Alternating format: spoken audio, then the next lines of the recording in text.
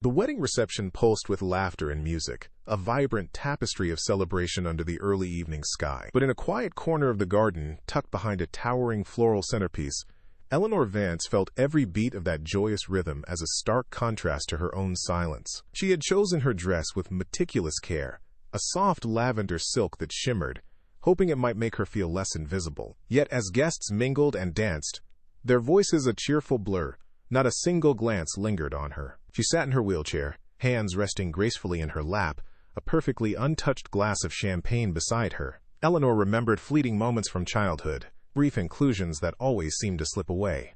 A single, unbidden tear welled, a familiar ache of longing and graceful sadness. She was overlooked once more. Hours bled into one another, marked only by the shifting light and the increasing energy of the celebration. Eleanor watched the couples sway, the children chase each other, the vibrant tapestry of life unfolding without her. She tried, subtly, to catch an eye, a fleeting smile, but her attempts went unnoticed, like whispers lost in a storm. I spent so long preparing, she thought, a quiet dignity in her resignation, hoping this time would be different. The untouched champagne, the perfect dress, all felt like a silent testament to her fading hopes. With a quiet sigh that no one heard, Eleanor surrendered to the inevitable, her expression dimming, accepting the familiar weight of solitude. Across the sprawling lawn, near the playful shouts of children, Leo Miller watched his daughter Lily with a soft smile. Lily, a whirlwind of pink tulle, chased bubbles, her joy infectious. But as his gaze drifted, it landed on Eleanor. He saw her, not as an afterthought, not as a woman in a wheelchair, but as a solitary figure amidst a crowd. A slight frown creased his brow. He noticed the quiet despair in her posture, the way her eyes, though observing, held a deep, unacknowledged loneliness. He felt a pang, a curious empathy for this stranger, sensing a story untold in her stillness. Leo almost looked away, a familiar reluctance to intrude on someone else's world.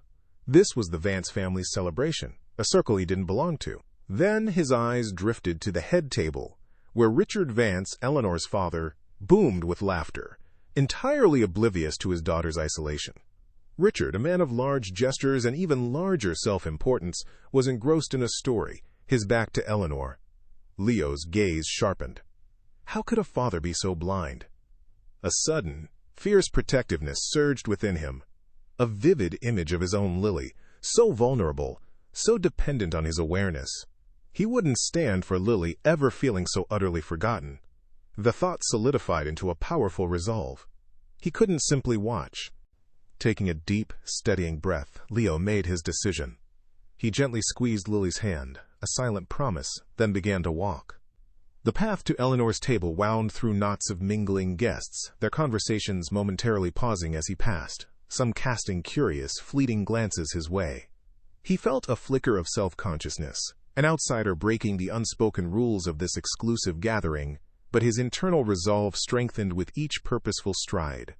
His eyes remained fixed on Eleanor's isolated figure, a beacon of silent dignity. He was coming, not just to speak, but to see.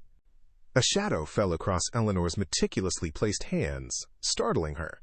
Her head snapped up, her eyes, accustomed to being overlooked, widened in disbelief. Standing over her, a man, Leo, she recalled from the brief glimpse before, was bending slightly, deliberately, to meet her gaze. His eyes, a soft, warm brown, held no pity, only a quiet, unwavering sincerity. He didn't see a wheelchair or a burden.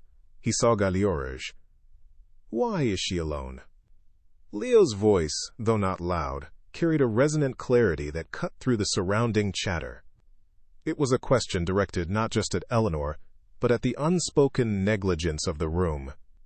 Across the sprawling garden, the hum of conversations seemed to dim, like a sudden drop in the orchestra. Heads turned, caught by the unexpected, raw honesty of his inquiry. Eleanor felt a flush creep up her neck. She was unaccustomed to such direct, empathetic attention, to being the subject of such a public, yet profoundly gentle, challenge. Her throat tightened, words failing her entirely. The world had just stopped revolving around everyone else, if only for a moment, and its gaze was unsettlingly, wonderfully on her. Eleanor managed a barely audible whisper. I'm fine, really." But Leo, with a gentle shake of his head, saw past the practiced politeness to the truth etched in her eyes. He didn't argue. Instead, with a quiet scrape, he pulled out an empty chair from an adjacent table and sat beside her, bringing them to eye level. "I'm Leo Miller," he said, his voice a comforting balm. "And that's my daughter Lily, over by the fountain. She's far too busy chasing butterflies to sit still for long." Eleanor's gaze drifted to the shy little girl, momentarily forgotten, who now peeked cautiously from behind a rose bush, a tiny, curious face. A fragile softness bloomed in Eleanor's chest. The public scrutiny faded, replaced by the intimate bubble of their presence. She found her voice, a quiet, almost rusty sound. "Eleanor Vance." A cautious, hesitant conversation began, a delicate thread spun across years of silence, each word a brave step into the unfamiliar territory of true connection. Leo, sensing Eleanor's slight discomfort, gently encouraged Lily to rejoin the other children, and the little girl skipped off with a shy wave. Now his focus was entirely on Eleanor. "So, Eleanor Vance," he began, his tone genuinely curious, "what fills your days when you're not gracing elegant weddings?" He didn't ask about her condition, or her father, or anything that defined her from the outside. He simply asked about her.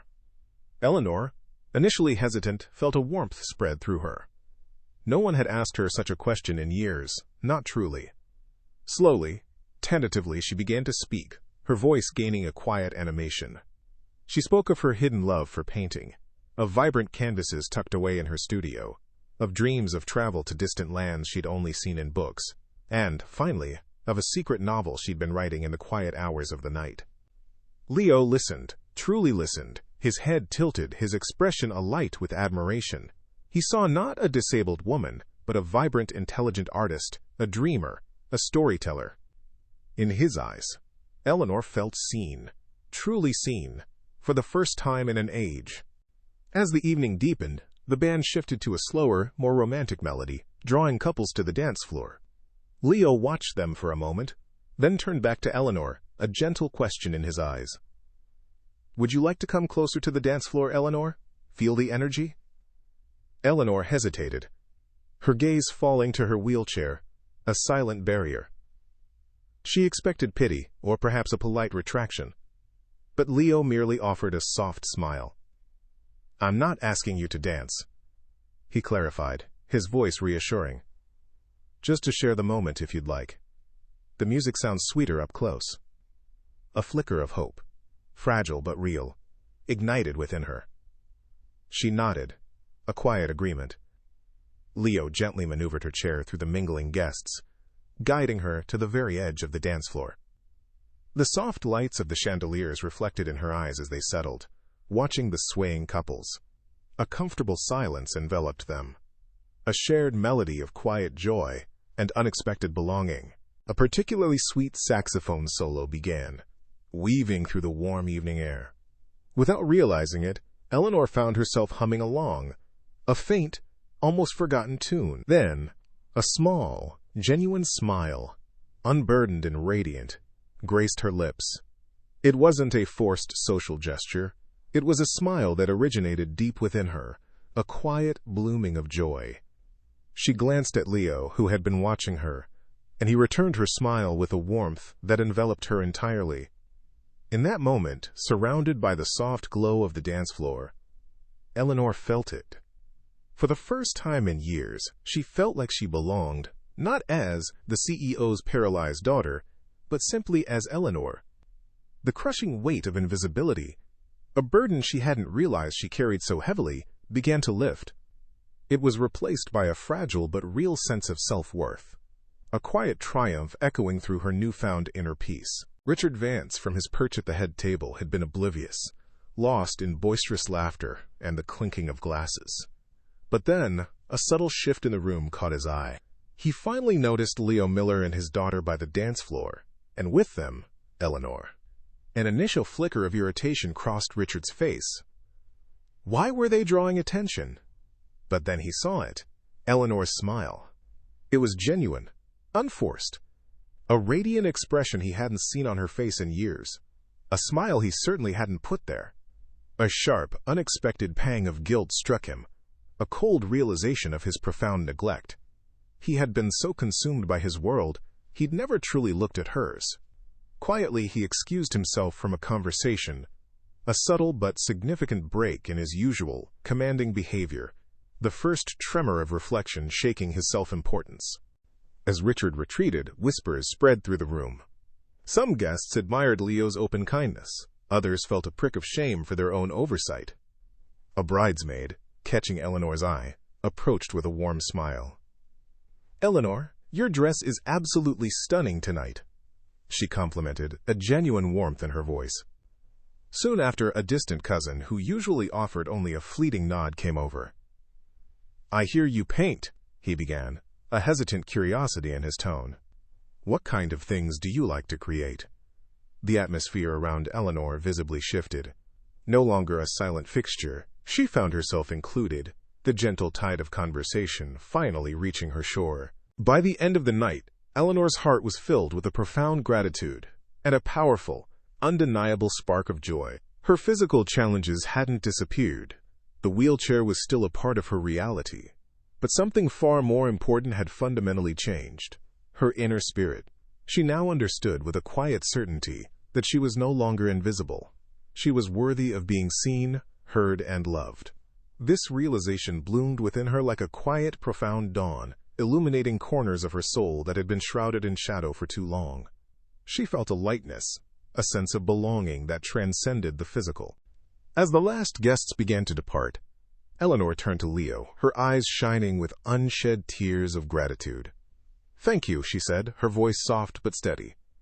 "Not just for the conversation, but for seeing me, for giving me back my self-worth."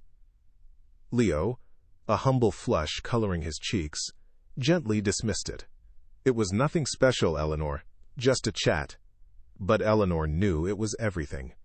Their shared look conveyed a deep, unspoken understanding, a connection forged in a moment of simple, profound kindness.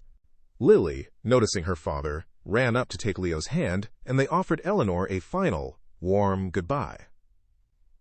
Eleanor watched them leave, tears of profound gratitude and hope stinging her eyes.